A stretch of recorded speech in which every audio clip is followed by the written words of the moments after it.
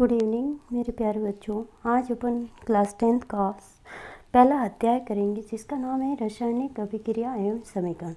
इसमें आपके board exam में कुल 8 नंबर का ये चैप्टर है जिसमें 4% आपके वस्तुनिष्ठ आएंगे, एक लघु उत्तरात्मक आएगा और एक आपके द्वितीयात्मक प्रश्न आएंगे। इस तरह आपके कुल 8 नंबर का डिवीजन होगा। ओके बच्चों, अपन काफ़ी इंपॉर्टेंट क्वेश्चन करेंगे, आपको बोर्ड एग्जाम में ज़रूर मिलेंगे इसमें से क्वेश्चन। पहला है आपका, अपन करते हैं बहुत सारे कुछ विकल्प वस्तुनिष्ठ प्रश्न करते हैं। ओके, जिसमें आपको एक ऑप्शन आपका सही होगा उसको टिक करना है। ठीक है, नीचे दी गई अभिक्रिया के संबंध में कौन सा कथन असत्य है। इसमें ये अभिक्रिया दी गई है कि PbO प्लस C मिलकर ये दोनों अभिक्रिया करके आपके बना रहे हैं Pb प्लस CO2। इसमें आपको बताया कौन सा कथन असत्य है, ये बताना है समीकरण को दे के। इसमें क्या शीशा अपसेट हो रहा है, ये क्या सही है या गलत है। देखो, शीशा अपसेट हो रहा है। दूसरा है कार्बन डाइऑक्साइड उपसित हो रही है, मीन्स कार्बन डाइऑक्साइड का ऑक्सीकरण हो रहा है। कार्बन उपसित हो रहा है मतलब कार्बन उपसित हो रहा है, कार्बन का क्या हो रहा है, ऑक्सीकरण। लेड ऑक्साइड अपसित हो रहा है, लेड ऑक्साइड है उसका अपक्षय हो रहा है। तो देखो बच्चों, लेड ऑक्साइड का क्या हो रहा है, इसमें से ऑक्सीजन रिमूव हो रही है तो अपक्षय हो गया, और कार्बन का क्या हो गया, ऑक्सीकरण।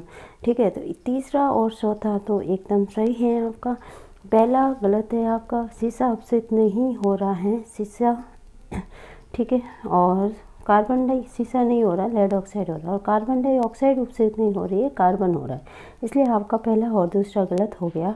ठीक है बच्चों, फिर सेकंड क्वेश्चन है Fe2O3 प्लस 2Al, इससे बन रहा है Al2O3 प्लस 2Fe।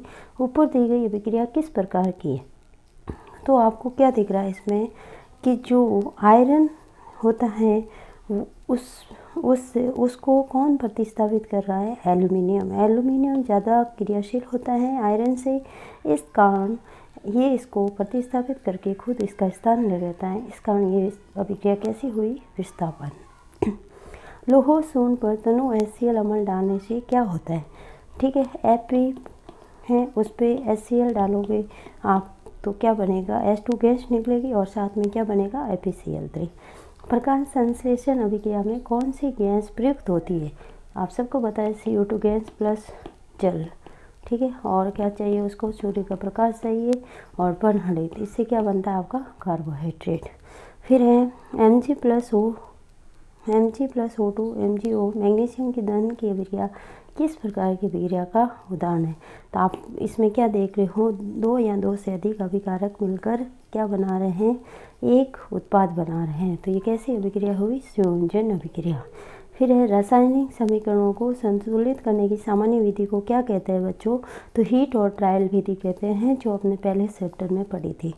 कंकाली समीकरण किसे कहते हैं, कंकाली समीकरण किसे कहते हैं, जब अभिकारक और उत्पादों को रासायनिक सूत्र के रूप में लिखकर रासायनिक समीकरण में प्रदर्शित किया जाता है तो ऐसा समीकरण आपका क्या कहलाता है, कंकाली समीकरण। जिस तरह ये है, मैग्नीशियम होता है, इसको आपने रासायनिक सूत्र के रूप में लिखा, ऑक्सीजन को भी सूत्र के रूप में लिखा और बनने वाले उत्पाद मैग्नीशियम ऑक्साइड को भी सूत्र के रूप में लिख दिया। इस कारण ये अभिक्रिया कैसी अभिक्रिया कहलाई, कंकाली समीकरण। दानेदार जस्ते पर तनु सल्फ्यूरिक अम्ल मिलाने पर कौन सी गैस मुक्त होती है बच्चों। तो जैसे ही जिंक पर अपन H2SO4 से अभिक्रिया कराएंगे तो जिंक सल्फेट बन जाता है और हाइड्रोजन गैस मुक्त होती है। कोयले का दहन किस प्रकार की अभिक्रिया का उदाहरण है। आपने देखा होगा कि जब भी अपन कोयले को जलाते हैं उसके लिए ऑक्सीजन ज़रूरी होता है। ठीक है, और बाहर निकलने वाली गैस कौन सी होती है, CO2। तो कैसी अभिक्रिया हुई, संयोजन अभिक्रिया, क्योंकि दो या दो से अधिक अभिकारक मिलकर एक आपके उत्पाद बना रहे हैं। संयोजन अभिक्रिया को उदाहरण से समझिए। अभी इतने सारे पढ़ लिए, आप सबको याद हो गया, दो या दो से अधिक अभिकारक मिलकर एकल उत्पाद का निर्माण करते हैं तो ऐसी अभिक्रिया को संयोजन अभिक्रिया कहते हैं। उदाहरण आप ये भी लिख सकते हो, नया लिखना चाहो तो जैसे बिना बुझा हुआ सोना होता है, उसका सूत्र होता है CO। वो जल के साथ क्रिया करके एक बुझा हुआ सोना बनाता है जिसका सूत्र होता है CaOH का होल ट्वाइस। तो ये आपके एक उदाहरण हो गया, ये आपको याद रखना है। बुझे हुए सोने का क्या सूत्र होता है और बिना बुझा हुआ सोने का सूत्र क्या होता है। ठीक है बच्चों, दूसरा एग्जाम्पल इसका संयोजन अभिक्रिया का H2 प्लस O2 क्रिया करके जल बनाते हैं, ये भी एक प्रकार की संयोजन अभिक्रिया का उदाहरण है।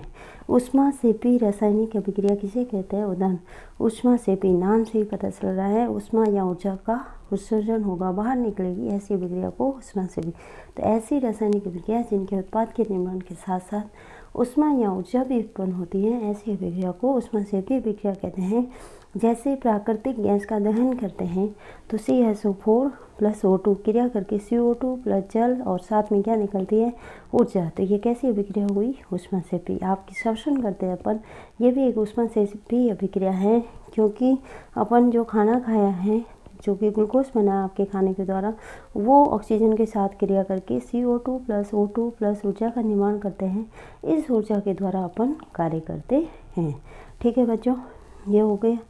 तीसरा और एग्जाम्पल ऊष्माक्षेपी का, जो सब्जियां वगैरह होती है वो विघटित होकर जो कंपोस्ट बनाती है, वो भी कैसी अभिक्रिया है? ऊष्माक्षेपी अभिक्रिया है।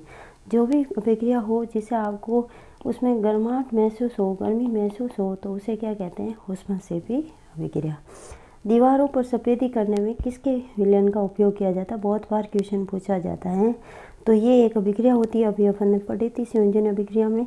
बिना बुझा हुआ सोना जल के साथ क्रिया करके बुझा हुआ सोना बना देता है। ये जो बुझे हुए सोने का विलयन होता है, इसको अपन दीवारों की सफ़ेदी करने के लिए उपयोग लेते हैं।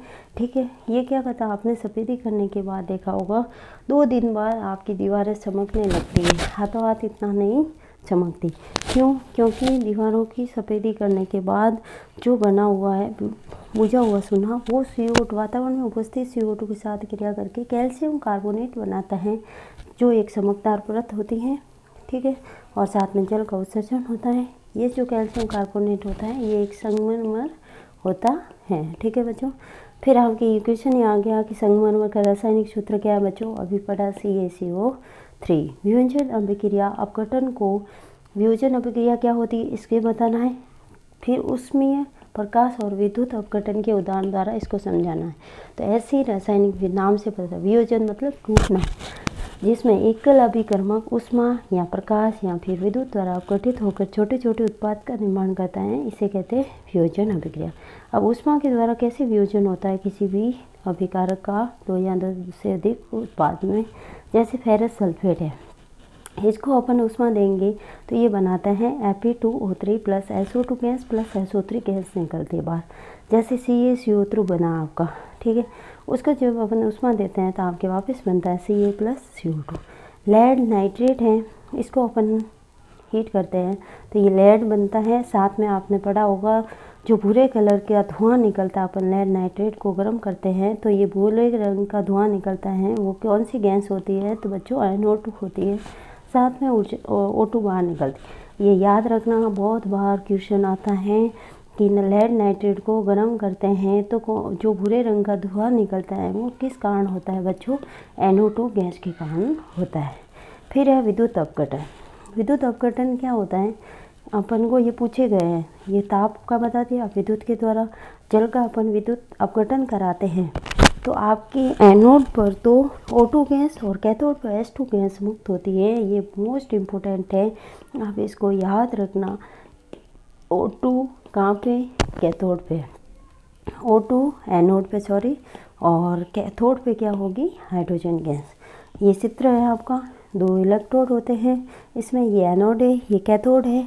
एनोड पर ऑक्सीजन गैस और कैथोड पे H2 गैस मुक्त होगी जब इसका विद्युत अपघटन कराएंगे अपन जल का। तो फिर प्रकाशीय अपघटन के द्वारा कैसे बताओगे वियोजन अभिक्रिया को?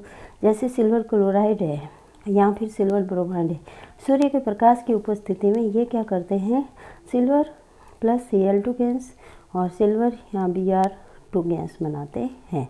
ठीक है, इस अभिक्रिया का उपयोग अपन श्याम सफेद फोटोग्राफी में करते हैं, बहुत बार क्वेश्चन पूछा जाता है। संयोजन अभिक्रिया और वियोजन अभिक्रिया एक दूसरे के विपरीत होती है, कैसे समझाएंगे? अभी अपन ने पहले संयोजन अभिक्रिया को समझा, फिर वियोजन अभिक्रिया को आप इनको उदाहरण के द्वारा वापस समझा सकते हो। संयोजन में तो 2 या 2 से अभिकारक मिलकर उत्पाद बनाते हैं सिंगल, और वियोजन में क्या होता है? एक अभिकारक 2 या 2 से अधिक उत्पाद का निर्माण करता है। ये आपकी वियोजन अभिक्रिया होती है। ऊपर जो समझा है इसको वापस लिखना आपको, फिर है 2 ग्राम बेरियम हाइड्रोक्साइड में 1 ग्राम अमोनियम क्लोराइड मिलाने पर होने वाले रासायनिक अभिक्रिया को समझाइए।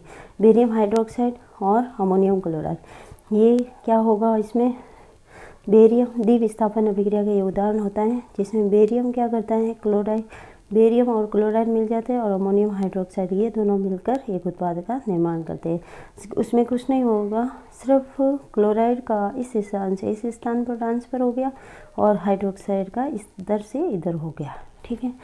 फिर है विस्थापन अभिक्रिया क्या होती है, ऐसी रासायनिक अभिक्रिया जिसमें अधिक सक्रिय तत्व होता है वो कम सक्रिय तत्व को उसके विलयन से विस्थापित करता है। ये बात सत्य है कि जो जितना पावरफुल होगा वो कम पावरफुल व्यक्ति को अपने पास बैठने नहीं देगा, उनको धक्का देने की कोशिश करेगा।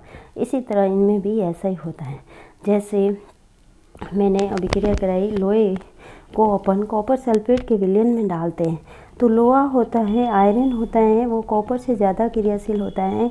इस कारण ये कॉपर को उसके स्थान से विस्थापित कर देगा और उसके साथ क्या बना देगा, आयरन सल्फेट। तो ये लोहे की कील थी, ठीक है।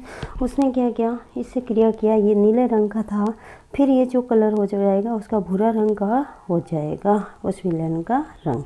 जैसे जिंक है, जिंक का कॉपर सल्फेट, तो जिंक ज़्यादा क्रियाशील होता है कॉपर से, ठीक है, तो जिंक सल्फेट बन जाएगा और कॉपर बाहर निकल जाएगा। लेड है और कॉपर है तो लेड ज़्यादा क्रियाशील होता है कॉपर से, ठीक है बच्चों, कॉपर विस्थापित हो जाएगा।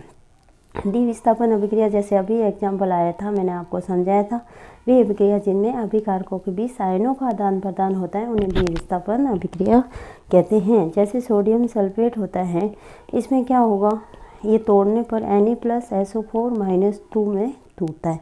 तो ये जो आयन होते हैं सल्फेट क्लोराइड ही अपना स्थान परिवर्तित करके ये बना देते हैं। लेड नाइट्रेट की KI के साथ अभिक्रिया कराओगे तो लेड आयोडाइड बन जाएगा और पोटेशियम नाइट्रेट बन जाएगा, ठीक है बच्चों। फिर है अवक्षेपण अभिक्रिया क्या होती है, नाम में छुपा, अवक्षेपण मतलब प्रेसिपिटेट बनेगा उसका, ठीक है। तो ऐसी रासायनिक द्विविस्थापन अभिक्रिया जिसमें अवक्षेप का निर्माण होता है, जो जल में क्या होता है, अविलय, ऐसी अभिक्रिया को अवक्षेपण अभिक्रिया कहते हैं। जैसे क्रिया कराई सोडियम सल्फेट की और बेरियम क्लोराइड की, तो ये दोनों द्विविस्थापन अभिक्रिया हो जाएगी। और बेरियम सल्फेट बनता है ना, वो एक अवक्षेप का निर्माण करता है, वो पानी में घुलनशील नहीं होता है, जबकि NaCl जल में घुलनशील होता है, ये अपना विलयन बनाता है। तो ऐसी अभिक्रिया को अवक्षेपण अभिक्रिया कहते हैं। फिर है कॉपर का कॉपर ऑक्साइड में उपसेन की समीकरण, उपसेन बोलूँ या ऑक्सीकरण बोलूँ सेम बात है। तो कॉपर प्लस ऑक्सीजन क्रिया करके कॉपर ऑक्साइड एक की काली परत बनाते हैं। Cu+H2 में Cu+H2 अभिक्रिया में किस पदार्थ का तो ऑक्सीकरण और किसका उपसेन हो रहा है, इसको अभिक्रिया का एक अन्य उदाहरण भी दे रहा है। तो CuO में से देखो ऑक्सीजन रिमूव हो रही है, मीन्स इसका तो ऑप्शन, और H2 का क्या हो रहा है, ऑप्शन, ठीक है बच्चों। ये हो गया ऑक्सीजन की कमी हो रही है, इसमें ऑक्सीजन की वृद्धि हो रही है, तो ये हो गया उपचयन। ऑक्सीजन की कमी होती है तो ये होता है अपचयन, ठीक है। एक और एग्जाम्पल का बोला है, तो जिंक ऑक्साइड, इसमें से जिंक बन रहा है, मीन्स ऑक्सीजन रिमूव हो रही है तो अपचयन, और कार्बन से ऑक्सीजन जुड़ रही है तो मीन्स उपचयन, ठीक है बच्चों। फिर है रेडॉक्स अभिक्रिया क्या होती है, ऐसी अभिक्रिया जिसमें उपचयन भी हो रहा हो और अपचयन भी हो रहा है, तो ऐसी अभिक्रिया को रेडॉक्स अभिक्रिया कहते हैं। जैसे कि एग्जाम्पल ये है CO+H2, इसमें देखो ऑक्सीजन इससे रिमूव हो रही है, इसका तो अपचयन, H2 से O जुड़ रहा है, मीन्स इसका उपचयन, ऑक्सीकरण ऑप्शन साथ साथ हो रहा है, इस कारण ये अभिक्रिया कैसी अभिक्रिया कराई, रेडॉक्स। इसमें भी यही हो रहा है, MnO+HCl से क्रिया कराते हैं तो MnCl2 बन रहा है, इससे क्या हो रहा है, ऑक्सीजन रिमूव हो रहा है, मीन्स अपचयन, और HCl है, इससे क्या हो रहा है, इसमें ऑक्सीजन जुड़ रहा है तो इसका क्या हो रहा है, उपचयन। ये बच्चों यहाँ जुड़ा हुआ है, ये तीर यहाँ लाना है आपको, ठीक है। फिर निम्न अभिक्रियाओं में उपस्थित तथा अपस्थित पदार्थों की पहचान कीजिए, किसका उपचयन हो रहा है, किसका अपचयन हो रहा है, ये पहचानना आपको, ठीक है। तो इसमें सोडियम का क्या हो रहा है, उपचयन, ऑक्सीकरण हो रहा है, ठीक है। और इसमें क्या हो रहा है, Cu का क्या हो रहा है, CO का अपचयन, और H2 का क्या हो रहा है, उपचयन, ठीक है बच्चों। ये समझ में आ गया। फिर है संचारण किसे कहते हैं?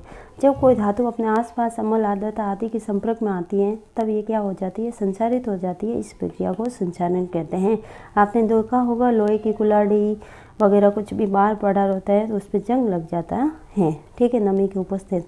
यहाँ पे चांदी होती है, चांदी के ऊपर काली परत जम जाती है। यहाँ पे तांबे के लोटे होते हैं, उन पे आपने देखा हो हरी परत चढ़ जाती है। ये क्या है? संचारण का उदाहरण है। अब विकृत गंधिता क्या होती है? विकृत गंधिता नाम से पता चल रहा है।